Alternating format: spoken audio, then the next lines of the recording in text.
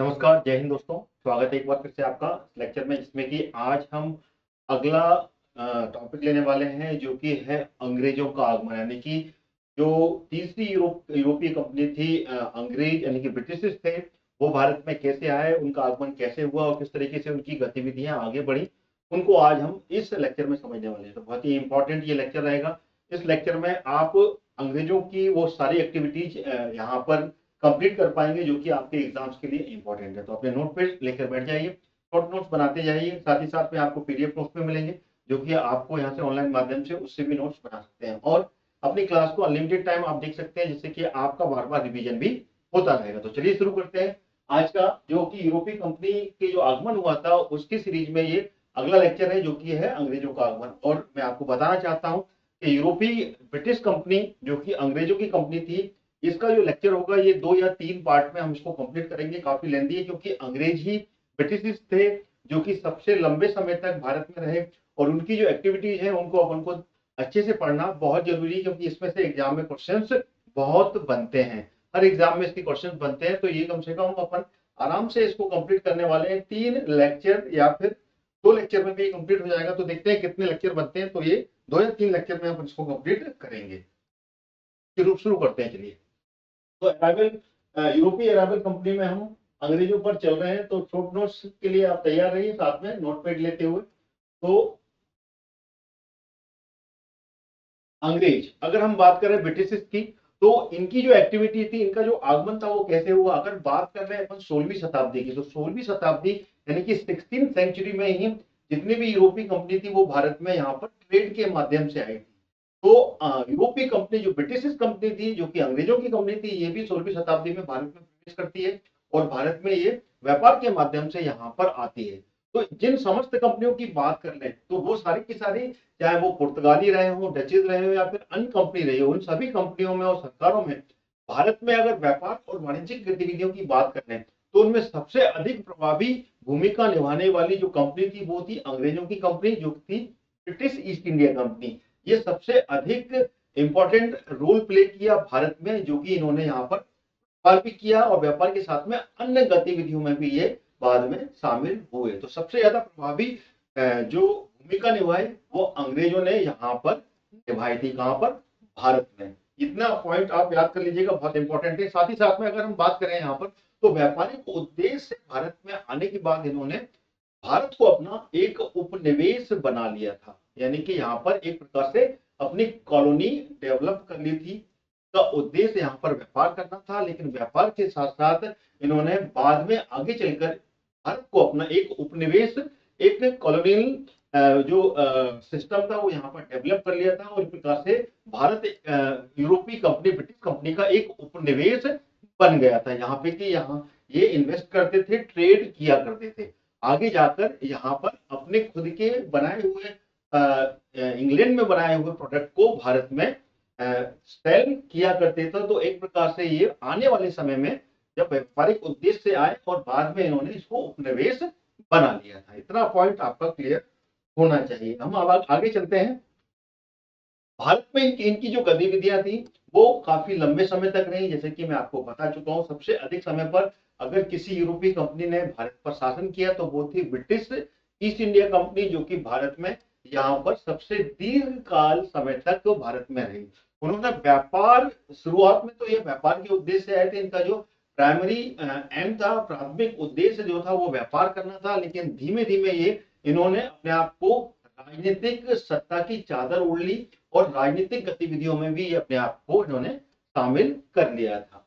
इसके साथ साथ अगर बात कर लें, तो जो इससे पहले की जो कंपनियां आई थी, जैसे कि पुर्तगाली कंपनी आई हो, या फिर अन्य यूरोपीय कंपनी की बात कर लें, जिसमें कि डचेस भी आए, डेनिश भी आए, और फ्रांसीसी भी आए। तो पुर्तगाली और अन्य यूरोपीय जो देश की नीतियां थी, उनको अंग्रेजों ने बहुत पीछे छोड़ दिया था, और इन्होंने उनको पीछे छोड़कर इन्होंने अलग से पॉलिसी अपनाई, और ज्यादा से ज्यादा इन्होंने हड़प लेने की नीति को अडॉप्ट किया। यानी कि यहाँ पर आगे चलकर जब ये पॉलिटिकली अपने आप को भारत में इंगेज कर लेते हैं, तो इन्होंने यहाँ पर एक हड़प लेने की नीति को भी अपनाया था।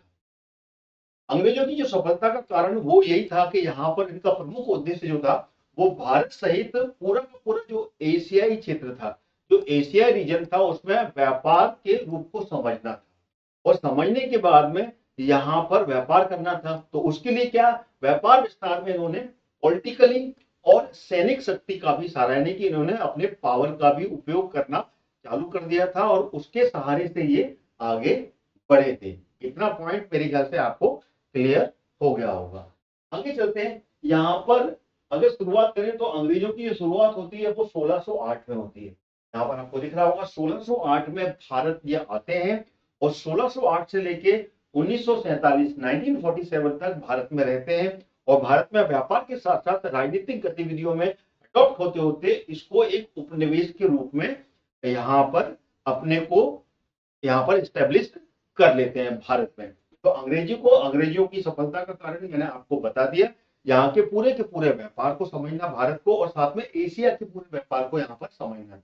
तो यहाँ पर उन्होंने राजनीतिक और सैनिक शक्ति का भी सहारा लिया था, इन सभी चीजों को, जो कि एशिया और भारत में इस व्यापार को समझने के लिए जो प्रयास किए गए थे। तो सबसे पहले अगर बात की जाए तो सबसे पहले भारत में आने वाला जो अंग्रेजी यात्री था वो कौन था, वो था जॉन मिडिल्टन। बात करें अपन तो 1599 में जॉन मिडिल्टन हाफ भारत आया था, और ये पहला यात्री था जो कि थल मार्ग से, यानी कि समुद्री मार्ग से ना होते हुए ये जमीनी रास्ते से ये भारत आया था। जमीनी रास्ते से यानी कि अरब कंट्री से होता हुआ ये भारत में आया था। क्लियर हो गया। तो भारत में आया था, उसके बाद में 1600 में 1600 में बात की जाए तो 1600 के समय में जो उस समय शासक रहे इंग्लैंड में और भारत में, उसकी भी यहाँ पर बात करना जरूरी है। अगर बात करें तो इंग्लैंड में उस समय 1600 में जो शासन था वो था महारानी एलिजाबेथ जो क्वीन एलिजाबेथ है, उसका शासन इंग्लैंड में चल रहा था। जिस समय की पहला जो ब्रिटिश यात्री था 1599 में जॉन मिडिल्टन, ठीक है ना, जॉन मिडिल्टन हाफ जब भारत आया था उस समय यहाँ पर शासन चल रहा था इंग्लैंड में एलिजाबेथ प्रथम का। तो एलिजाबेथ प्रथम यहाँ पर शासन कर रही थी, और भारत में उस समय जो शासन था वो था अकबर का। अकबर यहाँ पर मुगल साम्राज्य यहाँ पर शासित था, और मुगल में से जो शासक था वो था अकबर। तो अकबर के समकालीन यहाँ पर भारत में अंग्रेजी ब्रिटिश कंपनी भारत में आती है। तो 1600 में इसकी स्थापना होती है। 1599 में इंग्लैंड के एक मर्चेंट एडवेंचर नामक एक दल था, उसने इस कंपनी की स्थापना की जिसका नाम था ईस्ट इंडिया कंपनी।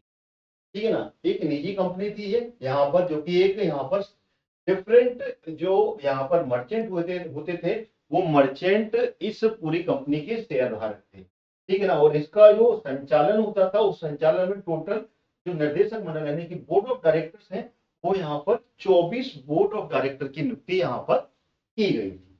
ठीक है, और उस समय अगर बात की जाए तो प्रथम गवर्नर जो था वो थॉमस स्मिथ यहाँ पर गवर्नर बन के भारत में आया था। अगर बात कर लें यहाँ पर तो 1600 में जब इंग्लैंड की महारानी एलिजा प्रथम का शासन था तो उसने 15 वर्ष के लिए एक शाही चार्टर, क्या, एक रॉयल चार्टर जारी किया, और उस रॉयल चार्टर के जरिए इस कंपनी को शुरुआत में 15 वर्ष के लिए पूर्वी देशों में व्यापार करने का एक अधिकार दिया।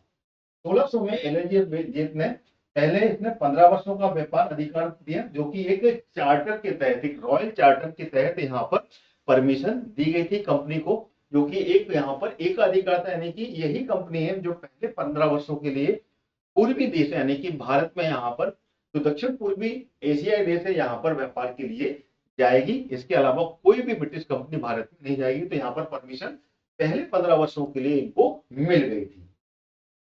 उसके बाद में आगे चलते हैं तो ये 1600 की बात है, और 1600 के बाद में जब 1609 में यहाँ पर राजा बदला, यहाँ का शासक बदला जो था राजा जेम्स प्रथम।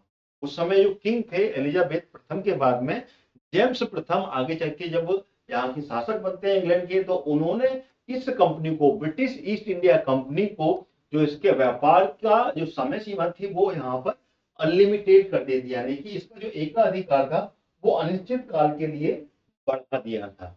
ये याद रखिएगा 1600 में महारानी एलिजाबेथ ने चार्टर के जरिए ईस्ट इंडिया कंपनी को 15 वर्ष के लिए 15 वर्ष के लिए पूर्वी देश में व्यापार करने का एक अधिकार दिया था, जो कि एक रॉयल चार्टर के जरिए दिया था। बाद में आगे चलकर जब ब्रिटिश शासक जेम्स प्रथम यहाँ पर आया तो उसने इस कंपनी को 1609 में अनलिमिटेड टाइम यानी कि अनिश्चित काल के लिए व्यापारिक अधिकार प्रदान कर दिया कि इसकी कोई सीमा इन्होंने तय नहीं की।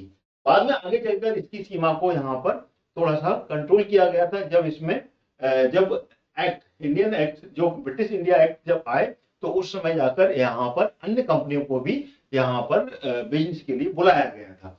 लेकिन जेम्स प्रथम के समय में इस कंपनी को अनिश्चित काल के लिए व्यापार अधिकार के लिए यहाँ पर एक अलग से पूरा राइट मिल गया था, जो कि पूर्वी देशों में व्यापार करने का एक अधिकार ब्रिटिश सम्राट जेम्स प्रथम के समय मिला था।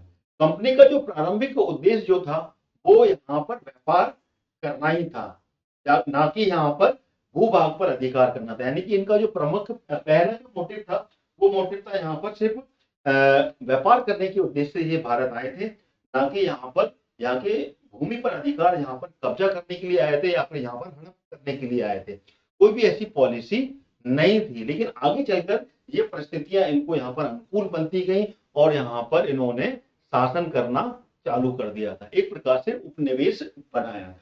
ये हम समझेंगे ये हुआ था कैसे, ठीक है ना। तो 1600 में इन्होंने ईस्ट इंडिया कंपनी की स्थापना कर ली, जिसमें कि 24 शिष्ट दल थे यहाँ पर, जो कि मैंने आपको बताया ना, एक बोर्ड ऑफ डायरेक्टर्स बनाए गए थे जिसमें कि 24 लोग शामिल किए गए थे और वो इस कंपनी का संचालन करते थे। इसका जो प्रथम गवर्नर था वो थॉमस स्मिथ था, ये आपको याद रखना है। और जब ये कंपनी बना ली गई तो ईस्ट इंडिया कंपनी की जो पहली समुद्री यात्रा थी वो 1601 में हुई। 1600 में कंपनी बन गई, जो कि दक्षिण पूर्वी एशिया में बिजनेस करने का इनको एकाधिकार एलिजाबेथ प्रथम ने 15 वर्ष के लिए दे दिया था। उसके बाद में इनका पूरा एक जहाज का बेड़ा आगे बढ़ता है, जो कि एक यात्रा करता है, पहली समुद्री यात्रा, जो कि 1601 में हुई। तो 1601 में इन्होंने पहली समुद्री यात्रा की, जो कि जावा, सुमात्रा और मलक्का के लिए हुई थी। नोट कर लीजिएगा, पहली ईस्ट इंडिया कंपनी की जो समुद्री यात्रा थी वो 1601 में, जो कि दक्षिण पूर्वी एशियाई देश जावा, सुमात्रा और मलक्का के लिए की गई थी। मलक्का एक व्यापारिक मंडी थी यहाँ पे कि पहले से ही पुर्तगाली और डचेस का अधिकार हो गया था और यहाँ से वो ट्रेड कर रहे थे, जो कि अरब के रास्ते पे पड़ती थी। और सुमात्रा और जावा की बात करें तो ये इंडोनेशिया से लगे हुए क्षेत्र थे, यहाँ पे की मसाला व्यापार होता था। पहले से ही यहाँ पर डचेस मसाला व्यापार कर रहे थे। तो इन्होंने सबसे पहली यात्रा उसी यूरोपीय कंपनी के सारे की, जो कि पहले से ही वहां पर बिजनेस कर रही थी। तो वहां से उनको आइडिया मिला कि पहले हमें जावा और सुमात्रा की तरफ में चलना चाहिए। तो इनका भी वही रास्ता था जो रास्ता पुर्तगालियों ने अपनाया था, ठीक है ना। तो इनको पुर्तगालियों ने जो खोज की थी केप ऑफ गुड होप, दक्षिण अफ्रीका की जो एक आंतरिक थी, वहां से ये आगे बढ़े और आगे बढ़कर ये दक्षिण पूर्वी एशिया में जावा और सुमात्रा तक पहुंचे थे। क्लियर हो गया। उसके बाद में आगे चलकर इन्होंने जावा सुमात्रा से वापस होते हुए 1601 में ये दक्षिण पूर्वी एशिया, जावा, सुमात्रा और मलक्का तक पहुंच गए थे। पहली समुद्री यात्रा थी। उसके बाद 1608 में इस कंपनी ने, ठीक है ना, भारत के पश्चिमी तट पर, ठीक है ना, पश्चिमी तट पर आए थे, ठीक है ना। इनका जो आगमन हुआ था वो 1601 में हुआ था। 1601 में ये सूरत, गुजरात के सूरत पर इन्होंने अपनी पहला जो जहाज था यहाँ पर उतारा था, यानी कि यहाँ पर उन्होंने समुद्र में तट पर लगाया था। 1608 में कंपनी भारत के पश्चिमी तट पर सूरत पर आई और सूरत पर इन्होंने फैक्ट्री खोलने का निश्चय किया। अच्छा, ये जो घटना थी सूरत में फैक्ट्री खोलने की, ये जो घटना थी ये इनके साथ में डचेस का भी एक संघर्ष होता है, उसको भी हम समझेंगे। उसके बाद में ये सूरत पर अपना अधिकार कर पाते हैं, क्योंकि सूरत पर पहले से ही डचेस का अधिकार था, डच वहां पर बिजनेस कर रहे थे। तो एक नौसैनिक अभियान यहाँ पर होता है, संघर्ष होता है। उस संघर्ष में यहाँ पर अंग्रेजों को विजय मिलती है। तो इसको हम आगे और अच्छे से समझेंगे ये हुआ कैसे था। तो ये थे भारत में व्यापार के एक अलग अलग पॉइंट, जो कि अंग्रेज यहाँ पर आने वाले समय में बनाते हैं। सबसे पहला व्यापारिक केंद्र ये अपना 1608 में ये सूरत पर बनाने का निश्चय करते हैं, बना नहीं लेते हैं। 1608 में ये पश्चिमी तट पर सूरत पर एक फैक्ट्री खोलने का इन्होंने डिसीजन लिया कि यहाँ पर एक फैक्ट्री खोली जाए। तो इसके लिए भी यहाँ पर जो पहले से ही मुगल एम्पायर का शासन था, उनके अंडर में ये पूरा का पूरा क्षेत्र आता था, तो उनसे उनके परमिशन के बिना यहाँ पर फैक्ट्री नहीं खोली जा सकती थी। तो उसके लिए किया क्या, ब्रिटिश सम्राट उस समय कौन था, जेम्स प्रथम था, जो कि मैंने आपको बता दिया 1609 में इनको अनलिमिटेड टाइम के लिए एकाधिकार दे दिया गया था, जो कि जेम्स प्रथम ने, जो कि 15 वर्ष के लिए एलिजाबेथ प्रथम ने दिया था, उसको बदलकर जेम्स प्रथम, जो कि ब्रिटिश सम्राट उस समय था, उसने दिया। तो उसी ने 1608 में विलियम हॉकिंस नाम का, कौन, विलियम हॉकिंस, आगे चलते हैं यहाँ पर, विलियम हॉकिंस के नाम का एक व्यक्ति, कैप्टन हॉकिंस था, ठीक है ना, जो कि जहांगीर के काल में, क्योंकि 1605 में अकबर की मृत्यु हो जाती है, अकबर का देहवासन हो जाता है, और 1606 में ब्रिटिश गद्दी पर रहने की, सॉरी, मुगल गद्दी पर जो बैठने वाला शासक था वो था जहांगीर, जो कि अकबर का बेटा रहता है। वो जब गद्दी पर बैठता है तो उसके काल में ही जेम्स प्रथम ने अपने एक राजदूत विलियम हॉकिंस, जो कि कैप्टन हॉकिंस के नाम से जाना जाता है, कैप्टन हॉकिंस यहाँ पर जहांगीर के काल में भारत में पहुंचता है, जो कि 1608 की बात है। एक एम्बेसडर के रूप में, एक राजदूत के रूप में मुगल सम्राट जहांगीर के दरबार में भेजा जाता है, और यहाँ पर उसको एक शाही फरमान के द्वारा सूरत में फैक्ट्री खोलने की इजाजत मिलती है। वो कैसे मिलती है ये हम आगे समझते हैं। जब ये पहुंचता है जहांगीर के दरबार में, तो ये विभिन्न भाषाओं का ज्ञानी था, अलग अलग लैंग्वेज में ये बोल सकता था, कम्युनिकेट कर सकता था। तो यहाँ पर उसने तुर्की संवाद किया, यानी कि जो मुगलों की भाषा थी, ठीक है ना, उसमें ये संवाद करता है, उसमें ये कम्युनिकेट करता है। तो जैसे ये तुर्की भाषा बोलता है, तो जहांगीर, जो कि उस समय वहां का बादशाह था, शासक था, मुगल शासक था, वो बहुत ही ज्यादा खुश हो जाता है, इतना खुश होता है कि उसको इस तुर्की संवाद से उसको इंग्लिश खां, क्योंकि वो तुर्क में संवाद करता है, उनकी भाषा में संवाद करता है, तो उसको एक उपाधि देता है, जो उपाधि थी इंग्लिश खां की उपाधि देता है। साथ ही साथ 400 मनसबदारी, यानी कि 400 की मनसबदारी में अपने दरबार में रख लेता है। तो जहांगीर बहुत ही ज्यादा खुश होता है जब टर्की टर्की यानी कि तुर्की भाषा में संवाद यहाँ पर जहांगीर के साथ में विलियम हॉकिंस करता है। तो ये बात क्लियर हो गई। जब ये कर लेता है, देन उसके बाद में इसको यहाँ से इतनी खुशी मिलती है, और इतना ज्यादा खुश होता है जहांगीर के एक शाही फरमान के द्वारा, यहाँ पर जहांगीर के द्वारा सूरत में फैक्ट्री खोलने की इजाजत इनको मिल जाती है। क्लियर हो गया। तो यहाँ पर क्या हो गया, जब मिल जाती है तो 1611 से लेकर 1612 में कप्तान बेस्ट व मिडिलटन स्वाली में, यहाँ पर हमने बताया था ना कि पुर्तगालियों के साथ में स्वाली में यहाँ पर एक युद्ध होता है, और स्वाली में यहाँ पर पुर्तगाली पहले ही अरब सागर और हिंद महासागर का जो पूरा क्षेत्र था, यहाँ पर एक एकाधिकार के रूप में यहाँ पर अपना ट्रेड कर रहे थे। मलक्का में भी इन्होंने व्यापारिक मंडी पे कब्जा कर लिया था। तो यहाँ पर स्वाली में कैप्टन बेस्ट जब कप्तान था, और मिडिलटन इनके साथ में पुर्तगालियों को एक जहाजी संघर्ष होता है। उस जहाजी संघर्ष में स्वाली, जो कि सूरत का निकटी क्षेत्र था, यानी कि सूरत के अंडर में ही स्वाली एक क्षेत्र था, वहां पर जहाजी संघर्ष होता है पुर्तगालियों के बीच में, और पुर्तगाली की यहाँ पर हार हो जाती है। उस हार होने के बाद में, ठीक है ना, यहाँ पर ये सूरत पर कब्जा कर लेते हैं, और सूरत पर यहाँ पर फैक्ट्री लगाने की इजाजत मिल जाती है। ये घटना होती है 11-12 में, और उसके बाद में 1613 में सूरत में एक फैक्ट्री लगाते हैं, और पहली फैक्ट्री इनकी सूरत में लगती है। कहाँ, 1613 में। अच्छा, इससे पहले मैं आपको बता दूं कि अंग्रेजों ने पहला केंद्र मसूलीपट्टनम में ही स्थापित किया था, जो कि मैंने आपको इससे पहले वाली स्लाइड में यहाँ पर बता दिया है। ये मसूलीपट्टनम 1611 में इन्होंने आंध्र प्रदेश के मसूलीपट्टनम में पहला केंद्र स्थापित किया था। ये पॉइंट नोट कर लीजिएगा, 1611 में मसूलीपट्टनम यहाँ पे की डचों ने भी पहला केंद्र 1605 में स्थापित किया था, और इन्होंने 1611 में केंद्र मसूलीपट्टनम में, यानी कि पहला कारखाना इन्होंने आंध्र प्रदेश का जो मसूलीपट्टनम का बंदरगाह था वहां पर अपना पहला कारखाना स्थापित किया था। उसके बाद में इन्होंने सूरत में 1613 में 1613 में पहली यहाँ पर एक्चुअली यहाँ पर जो मसूलीपट्टनम में जो कारखाना था वो एक अस्थायी कारखाना था, टेम्परेरी यहाँ पर फैक्ट्री लगाई थी। कहाँ पर? मसूलीपट्टनम में। उसके बाद में अगर बात करें तो जहांगीर से जब यहाँ पर एक स्थायी फरमान के तहत परमिशन मिल जाती है, परमिशन मिलने के बाद में जब पुर्तगालियों के साथ संघर्ष होता है, उनको हरा दिया जाता है और यहाँ पर एक अधिकार मिल जाता है सूरत पे, तब जाके यहाँ पे एक स्थायी फैक्ट्री जो कि पश्चिम भारत के सूरत बंदरगाह, सूरत जो शहर है वहां पर स्थापित करते हैं। तो पहली फैक्ट्री जो कि स्थायी फैक्ट्री थी, अंग्रेजों ने स्थापित की थी सूरत में। यहां तक मेरे ख्याल से पॉइंट आपके क्लियर हो गए होंगे। ठीक है, अब अपन आगे बढ़ते हैं अगले पॉइंट की ओर। तो अगला पॉइंट यहाँ पर टॉमस रो पे आता है। तो उससे पहले अपन समझ लेते हैं जहांगीर ने 1613 में यहाँ पर सूरत में अंग्रेजों को एक स्थायी कारखाना स्थापित करने की अनुमति प्रदान कर दी थी। पहली अस्थायी फैक्ट्री इन्होंने मसूलीपट्टनम में 1611 में स्थापित की।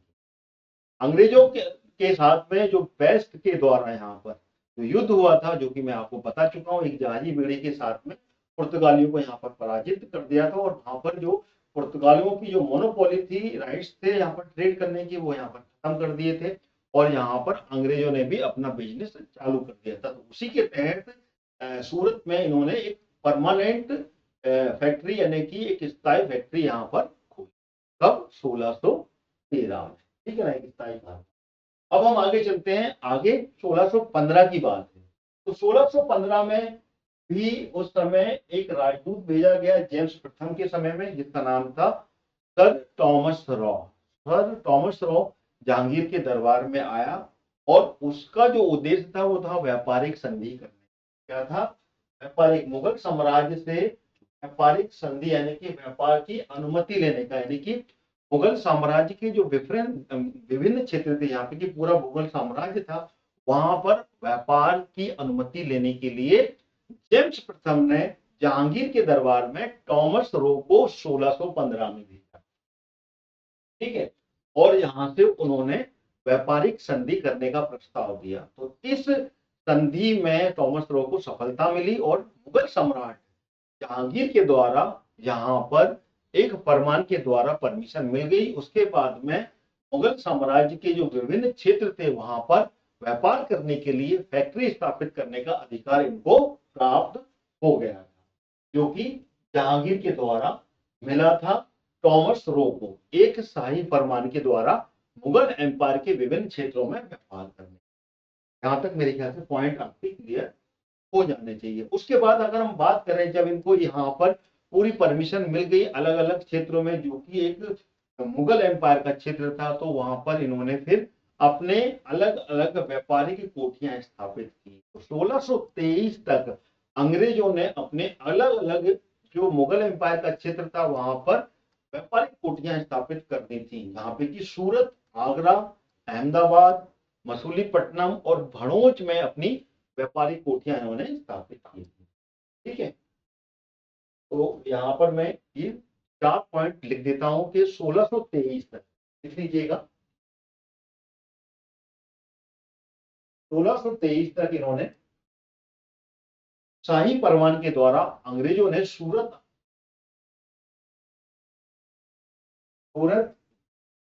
आगरा, मसूलीपट्टनम,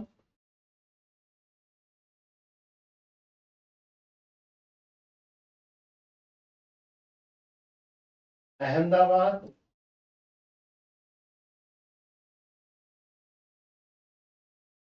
और भड़ोच,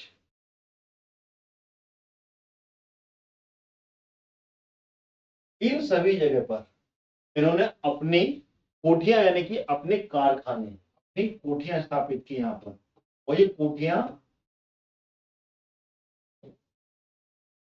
बनाई इन्होंने, जो कि सर टॉमस रो को 1615 में जहांगीर के द्वारा एक शाही फरमान मिल गया था। मुगल साम्राज्य में अपनी कोठियां, अपने कारखाने स्थापित करने के लिए विभिन्न व्यापारिक संधियों के थ्रू। ठीक है, तो यहां तक मेरे ख्याल से आपके पॉइंट्स क्लियर हो गए होंगे। तो ये अंग्रेजों की शुरुआत हो गई थी यहाँ पर व्यापार करने की। ये व्यापार करने के उद्देश्य से आए थे। उन्होंने व्यापार के लिए शुरुआत में जो प्रयास किए उसमें इनको सफलता मिलती चली गई, और उस सफलता से यहाँ पर विभिन्न क्षेत्रों में उन्होंने कोठियां और विभिन्न कारखाने स्थापित कर लिए थे। 1623 में ये पूरे के पूरे कारखाने यहाँ पर स्थापित हो। तो भारत में कंपनी की फैक्ट्री एक किले बंद जैसी होती थी, यानी कि जो कोठियां जो होती थी, उन कोठियों को अपन इस तरीके से समझ सकते हैं कि इसमें इसको फैक्ट्री कहा जाता था और बाद में इसको कोठियां बनाया। कोठियां यानी कि एक प्रकार से किलाबंद क्षेत्र होता था, जिसमें कि इसी के अंदर में कंपनी के गोदाम हुआ करता था, और इसी में कंपनी का दफ्तर हुआ करता था, और कंपनी के जो कर्मचारी थे, जो वर्कर थे, वो यहाँ पर रहा करते थे। तो ये पूरा का पूरा जो क्षेत्र था, ये पूरा का पूरा क्षेत्र एक कोठी के रूप में जाना जाता था। तो इसीलिए इनको एक व्यापारिक कोठी का नाम दिया गया। तो व्यापारिक कोठी जो कि सूरत, आगरा, अहमदाबाद, मछलीपट्टनम, भड़ोच और भी अन्य क्षेत्रों में इन्होंने 1623 में स्थापित कर लिए थे, जो कि एक किले के रूप में, एक किलाबंदी के रूप में ये जाने जाते थे। तो यहाँ पर की गोदाम भी हुआ करता था, दफ्तर, कंपनी के कर्मचारी, ये सब यहाँ पर आवास करते थे, रहते थे। ये पूरा का पूरा क्षेत्र था, यही फैक्ट्री कहलाता है। आगे चलते हैं। इसके बाद में अगर हम बात कर रहे हैं, तो इसके बाद में 1632 की बात है। अगला पॉइंट 1632 ईस्वी। 1632 ईस्वी में क्या हुआ था? 1632 में गोलकुंडा के सुल्तान के द्वारा, गोलकुंडा में उस समय किसका शासन था? तो गोलकुंडा में उस समय जो था कुतुब शाही, क्या कुतुब शाही वंश का शासन था। तो उसके सुल्तान के द्वारा अंग्रेजों को एक सुनहला सुनहला फरमान 1632 में गोलकुंडा का शासन, गोलकुंडा के सुल्तान के द्वारा, सुल्तान से सुनहला फरमान मिल गया। यहाँ सुनहला फरमान मिला यहाँ पर, और उस फरमान से यहाँ पर क्या हुआ? उस फरमान से यहाँ पर फ्री ट्रेड, व्यापार करने की अनुमति मिल गई। ठीक है ना, फ्री ट्रेड करने की अनुमति यहाँ पर उस राज्य में, यानी कि गोलकुंडा राज्य में स्वतंत्रता पूर्वक व्यापार करने की अनुमति यहाँ पर मिली। किसको? अंग्रेजों को। सुनहरा फरमान से यहाँ पर फ्री ट्रेड, फ्री ट्रेड की परमिशन इनको मिल जाती है। गोलकुंडा का सुल्तान, ठीक है ना, यहाँ पे की कुतुब शाही वंश था। यहाँ तक पॉइंट क्लियर हो गए होंगे।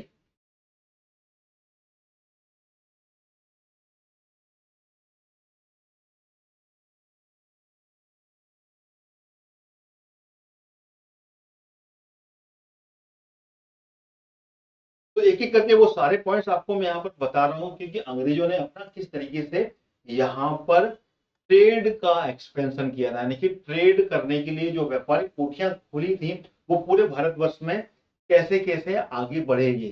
1608 में ये भारत में आए, और 8 के बाद में इन्होंने अन्य अन्य जितने भी वहां पे जो शासक रहे, चाहे वो मुगल एम्पायर रहे या फिर जो शाही वंश थे, उनके साथ में इन्होंने अपनी एक प्रकार से एक संधि की। कहीं से उनको शाही फरमान मिला, कहीं से उनको सुनहला फरमान मिला, और उसके माध्यम से इन्होंने अपने अलग अलग तरीके से व्यापारिक गतिविधियां यहाँ पर लेने की अनुमति प्राप्त कर ली।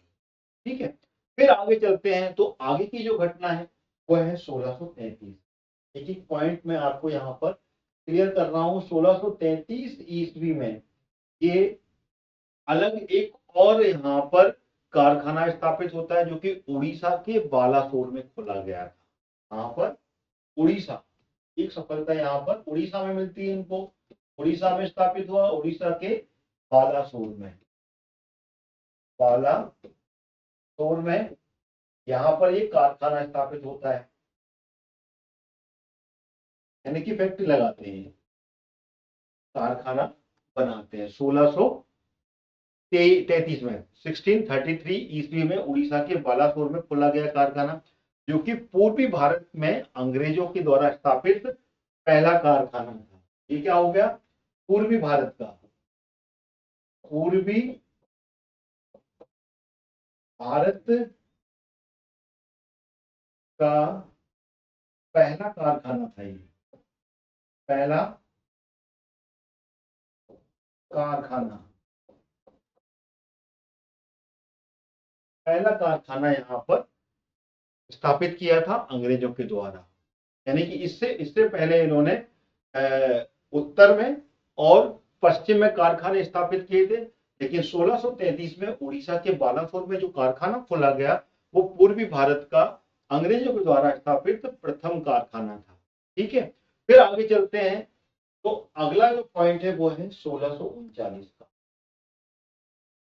1639 ईस्वी में अंग्रेजी एक अफसर फ्रांसीसी डे ने यहाँ पर, जो कि उस समय 1639 की जो घटना है बहुत ही इंपॉर्टेंट है। 1639 में चंद्रगिरी के राजा के द्वारा मद्रास को पट्टे पे ले लिया गया, यानी कि मद्रास को यहाँ पर एक प्रकार से पट्टे पर लिया, एक समय के लिए समझ लो कि लीज पर लिया। पट्टा का मतलब होता है लीज, ठीक है ना। तो यहाँ पर मद्रास को लीज पर लिया था। एक अंग्रेजी अफसर था फ्रांसीसी डे, क्या नाम था उसका?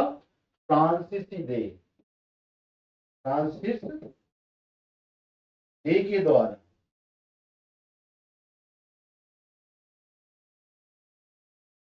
चंद्रगिरी के राजा के द्वारा पट्टे पर मद्रास लिया।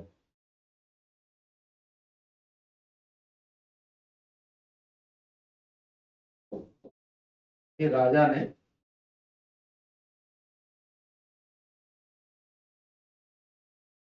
मद्रास पट्टे पर यानी कि लीज पर दे दिया इनको, लीज पर मिल गया। और लीज पर जब ये मिल गया तो यहाँ पर समय रहते आगे चलकर यहाँ पर एक व्यापारिक कोठी स्थापित की थी इन्होंने, व्यापारिक कोठी बनाई थी, यानी कि एक प्रकार से यहाँ पर किलाबंदी की थी, एक किले का निर्माण किया था, जो कि आगे चलकर यहाँ पर उस किले को फोर्ट सेंट जॉर्ज के नाम से जाना गया। ठीक है ना। तो यहाँ पर एक किला बनाया आगे जाकर, और वही किला जो कहलाया वो फोर्ट सेंट जॉर्ज कहलाया। क्या कहलाया ये? Fort Saint George, Fort Saint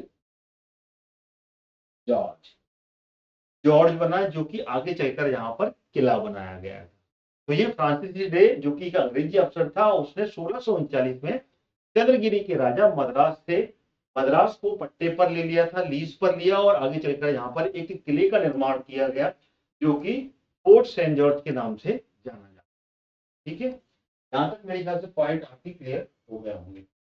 अब आगे चलते हैं 1651। एक एक जो मैं आपको यहाँ पर घटना बता रहा हूँ, ये सारी चीजें बहुत इंपॉर्टेंट है। 1651 ईस्वी की बात है। तो 1651 में हुगली नगर में व्यापार करने की अनुमति प्राप्त कर ली थी। हुगली नगर में जो अनुमति मिली थी वो किसके द्वारा मिली गई थी? ये जो मिली थी ये मिली थी यहाँ पर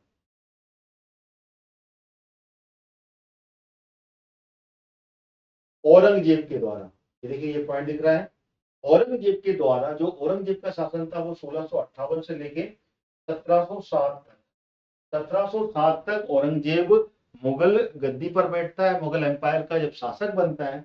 तो उस समय 1651 में बंगाल में पहली फैक्ट्री की स्थापना होती है, जो कि हुगली हुगली शहर में ये अपनी पहली फैक्ट्री स्थापित करते हैं। यानी कि यहाँ पर परमिशन औरंगजेब के द्वारा इनको मिल जाती है, पहली फैक्ट्री हुगली में। और यहाँ पर शाह सूजा के द्वारा एक शाही फरमान जारी होता है, जिसको कि निशान कहा जाता है।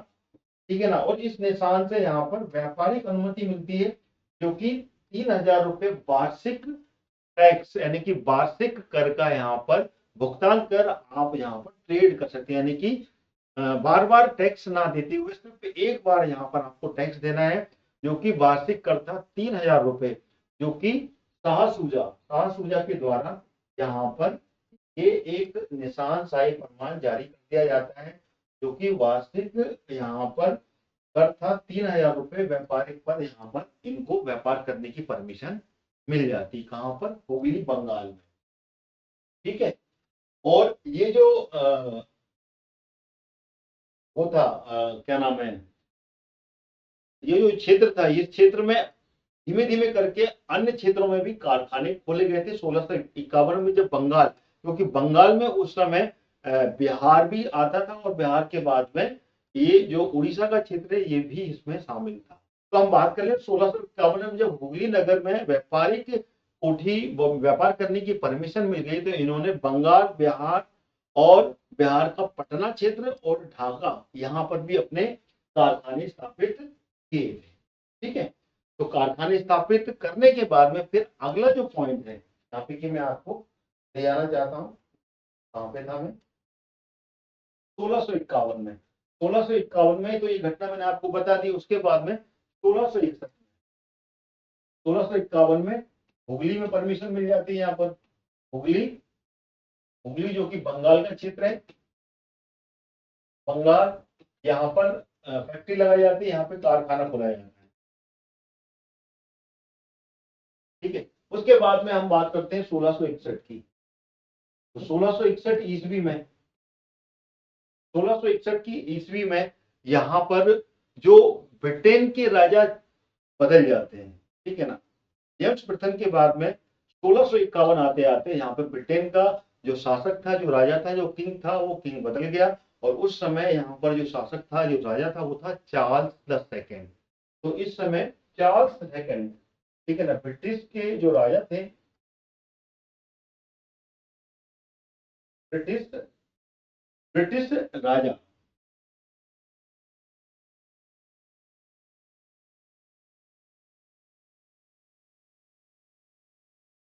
चार्ल्स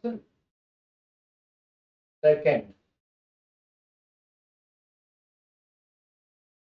चार्ल्स सेकेंड ने क्या किया था, यहाँ पर पुर्तगाली राजकुमारी कैथरीन ब्रिगेंजा के साथ में यहाँ पर विवाह हुआ। इसका विवाह हुआ किसके साथ में, पुर्तगाली राजकुमारी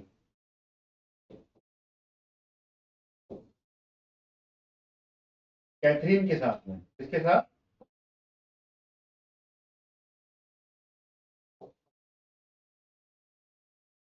कैथरीन के साथ में 1661 में ब्रिटेन के राजा चार्ल्स द्वितीय के साथ में पुर्तगाली राजकुमारी का विवाह होता है। और विवाह में यहाँ पर पुर्तगाली ब्रिटेन के राजा को दहेज के रूप में मुंबई देते हैं। मुंबई जो टापू था जिसपे कि पुर्तगालियों का कब्जा था, पुर्तगाली वहां पर ट्रेड करते थे, तो दहेज के रूप में इनको मिल जाता है कौन सा, मुंबई टापू। मुंबई टापू जब मिल जाता है तो काफी समय के पश्चात में, काफी समय के पश्चात यहाँ से दहेज में मिलता है, दहेज में मुंबई मिल जाता है या फिर बॉम्बे, उस समय इसका नाम बॉम्बे था, बॉम्बे मिलता है। और बॉम्बे जब दहेज में इनको मिलता है 1661 में, तो ये 1668 तक, यानी कि 6-8-7 वर्ष के बाद में 1668 में कंपनी को, यानी कि east India company, east India company को ये 10 पाउंड, 10 पाउंड की वार्षिक मामूली किराए पर ये ईस्ट इंडिया कंपनी को दे देते हैं।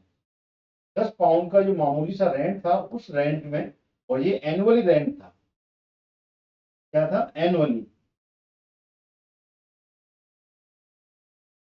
एनुअली रेंट पर ये किराए पर दे देते हैं ईस्ट इंडिया कंपनी को। कौन, चार्ल्स द सेकेंड। 10 पाउंड का वार्षिक मामूली से किराए पर ईस्ट इंडिया कंपनी को ये मिल जाता है। जब ये मिल जाता है, फिर उसके बाद में ये 1669 से लेके 1677 के बीच में इस मुंबई को डेवलप करते हैं। ये मुंबई, इसको डेवलप किया जाता है क्योंकि यहाँ पर इसको ये दहेज में मिल गया था चार्ल्स द्वितीय को, और रेंट आउट कर दिया था ईस्ट इंडिया कंपनी को ये वार्षिक 10 पाउंड के किराए पर। तो उसके बाद में 1669 से लेके 1677 के बीच में वहां कंपनी के गवर्नर जेराल्ड के द्वारा, कंपनी का उस समय गवर्नर कौन था, जेराल्ड, जेराल्ड जो कि उस समय का गवर्नर था, उसके द्वारा इसको डेवलप किया जाता है, इसको बनाया जाता है। डेवलप किया जाता है और ये डेवलप करके यहाँ पर आधुनिक बॉम्बे, आधुनिक मुंबई नगर की नींव रखता है। आधुनिक बॉम्बे नगर की यहाँ पर नींव रखी जाती है, जो कि उस समय का गवर्नर था जेराल्ड के द्वारा। ठीक है। और उसके बाद में ईस्ट इंडिया कंपनी ने ब्रिटिश सरकार को जो मुंबई प्राप्त हुआ था वहां का अधिकार यहाँ पर मिल जाता है।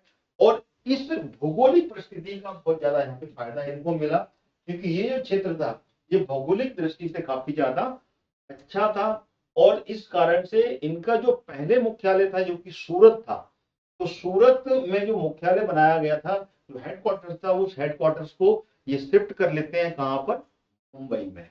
जब मुंबई को यहाँ पर एक आधुनिक नगर के रूप में स्थापित कर लेते हैं, स्थापित करने के बाद में अपना जो मुख्यालय था जो कि सूरत में इन्होंने स्थापित किया था, तो सूरत से स्थापित हटा के ये मुंबई ले आते हैं। क्लियर हो गया? यहाँ तक पॉइंट्स मेरे ख्याल से ये क्लियर हो गए होंगे। अब अपन आगे चलते हैं।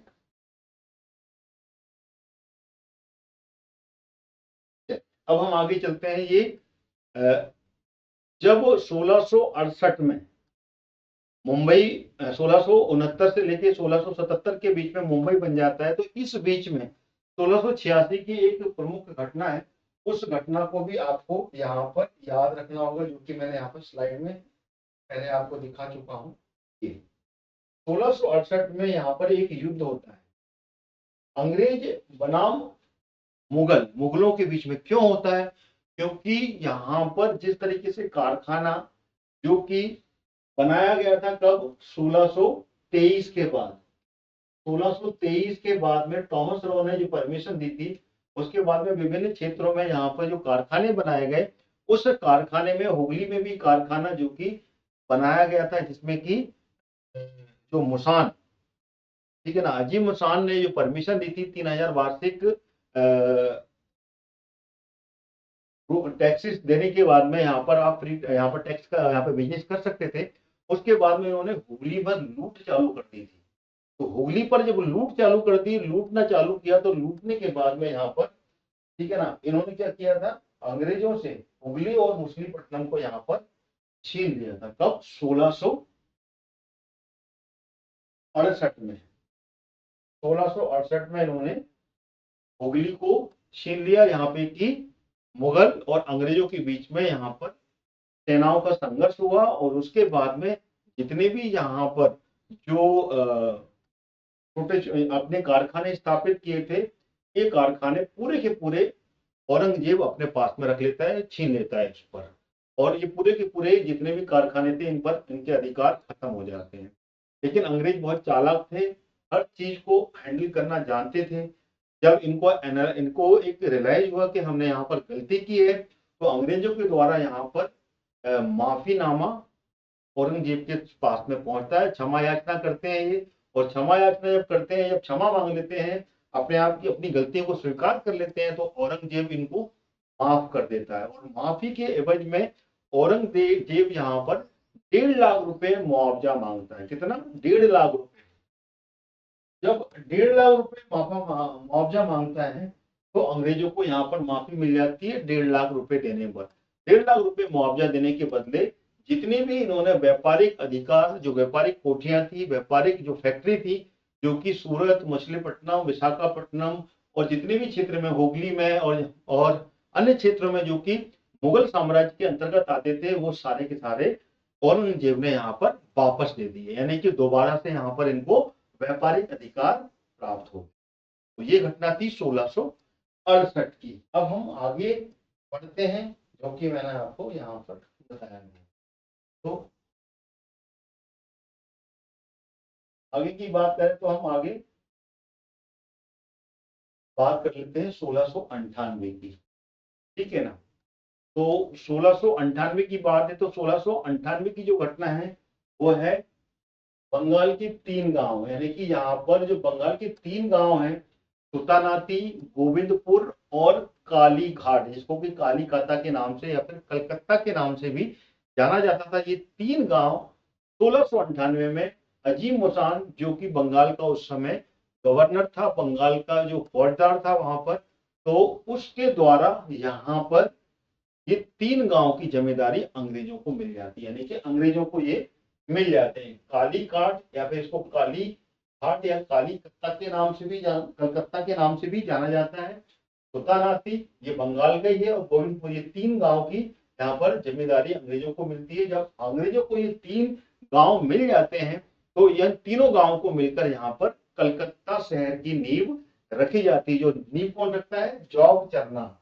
जॉब चरना के द्वारा कलकत्ता की नींव रखी जाती है और आगे चलकर यहाँ पर किलेबंदी की जाती है, क्योंकि ये पूरे तीनों गांवों की जमींदारी जब अंग्रेजों को मिलती है तो इसको पूरा का पूरा वो बनाते हैं, यहाँ पर किलेबंदी करती है और आगे चलकर यहाँ पर एक किले का निर्माण होता है, जो कि फोर्ट विलियम्स के नाम से यहाँ पर किला बनाया जाता है। ठीक है ना, जिसका नाम क्या था? फोर्ट विलियम किला, यानी कि जो फोर्ट विलियम था उसकी स्थापना यहाँ पर होती है। एक किला जिसको कि फोर्ट विलियम के नाम से जाना जाता है, उसकी स्थापना होती है। यहाँ तक पॉइंट्स मेरे ख्याल से आपको क्लियर हो गया होंगे 1698 तक, जो मैंने आपको यहाँ पर पॉइंट रखा। ठीक है, तो 3 जो गांव थे वो उसकी जिम्मेदारी इनको मिली। उसके बाद में अंग्रेजी अफसर जॉब चरनाक ने कलकत्ता की नींव रखी, और कलकत्ता की नींव रखने के बाद में यहाँ पर किला बनाया है, जिसको कि फोर्ट विलियम किले के रूप में जाना। ठीक है, उसके बाद में आगे चलते हैं। यहाँ पर जब यहाँ पर एक प्रकार से जब इस 3 गांव की जिम्मेदारी मिलने के बाद में कलकत्ता की नींव रख देते हैं, तो यहाँ पर एक सुचारू एक प्रकार से एक ऑर्डर वाइज, यानी कि एक सिस्टमेटिक तरीके से यहाँ पर जो एडमिनिस्ट्रेशन चलाना था उसके लिए यहाँ पर एक प्रेसिडेंट और काउंसिल की भी व्यवस्था अंग्रेजों के द्वारा की गई थी। तो यहाँ पर जो पहला प्रेसिडेंट नियुक्त किया गया था अंग्रेजी प्रशासन को चलाने के लिए, उसका नाम था चार्ल्स आयर। ठीक है, चार्ल्स आयर, फिर ले देता हूं,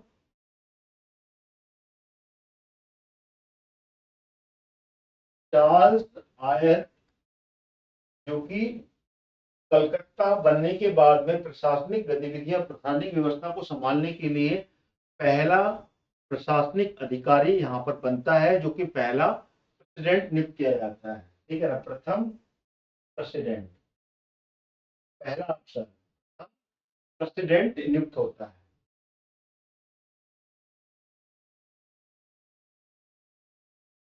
प्रेसिडेंट यहाँ पर नियुक्त किया जाता है, जो कि यहाँ पर प्रशासन को संभालता है, और साथ में यहाँ पर एक काउंसिल, एक परिषद की भी व्यवस्था की गई थी। तो 1698 की बात है। 1700 ईस्वी में 1700 ईस्वी में अंग्रेजों ने या इसको कलकत्ता को पहला प्रेसिडेंट नगर घोषित किया था। ठीक है ना, इसको पहला प्रेसिडेंट नगर बनाया था, पहला प्रेसिडेंट नगर घोषित कर दिया था कलकत्ता को। और उसके बाद में जब पहला प्रेसिडेंट नगर बन गया तो यही एक राजधानी के रूप में आगे बढ़ा था, और 1674 के बाद में तो 1911 तक कलकत्ता ही ब्रिटिश भारत की राजधानी बनी रही। ठीक है, क्या रही? 1774, सॉरी, क्योंकि 1700 में एक नगर घोषित हुआ, उसके बाद में 1774 से 1911 तक था ब्रिटिश भारत की राजधानी के रूप में विकसित हुआ, और ब्रिटिश भारत की ये राजधानी बना। ब्रिटिश इंडिया की कैपिटल बन गया था ये, ब्रिटिश भारत की ये कैपिटल बन गया था। तो यहां तक जो मैंने आपको पॉइंट बताया इसको याद रख लीजिएगा। इसके बाद में इस क्लास को, जो कि लगभग 50 मिनट की क्लास अपन ने इसको कंप्लीट कर ली है, जिसमें कि मैंने पॉइंट जो मैंने रखे कि 1608 से अंग्रेज आए और 1608 से लेके 1700 तक का जो समय था, यहाँ पे कि इन्होंने विभिन्न क्षेत्रों में यहाँ पे कि शाही वंश और मुगल शासकों के बीच में यहाँ पर विभिन्न अनुमति लेकर विभिन्न शाही फरमान के तहत संधियां की और विभिन्न क्षेत्रों में यहाँ पर कारखाने स्थापित किए। पहला काम तो इनका यहाँ पर कारखाने स्थापित करने का यानी कि ट्रेड करने का था। यहाँ पर बिजनेस व्यापार इन्होंने किया और बिजनेस व्यापार के लिए विभिन्न क्षेत्रों में यहाँ पर किलेबंदी की गई, विभिन्न कारखाने खोले गए और उन कारखानों के थ्रू यहाँ पर ट्रेड करना इन्होंने आरंभ कर दिया था। यहाँ तक मैंने ये इस लेक्चर को कंप्लीट कर लिया। अब हम आगे चलेंगे जो कि है सेकेंड लेक्चर कि मैं कर लूंगा, जिसमें कि हम आगे बढ़ेंगे कि किस तरीके से ये अपने इस ट्रेड को राजनीतिक रूप में कन्वर्ट करते हैं, कैसे ये राजनीतिक सत्ता की चादर ओढ़ते हैं और यहाँ पर पॉलिटिकली भी एक्टिव हो जाते हैं। तो ये पार्ट में यही समाप्त करता हूं, जिससे कि अगले पार्ट में आपको ये पूरा जो फैक्ट है ये समझने में और अच्छे से आसानी हो। थैंक यू सो मच इस पूरे लेक्चर को कंप्लीट समझने के लिए। अगला पार्ट में आपको इसके आगे वाला रहेगा जो कि ब्रिटिश का ही रहेगा और ब्रिटिश का जो एम्पायर था उसका एक्सपेंशन कैसे हुआ और किस तरीके से वो एक पॉलिटिकली एक्टिविटी में इन्वॉल्व हुए। Thank you so much.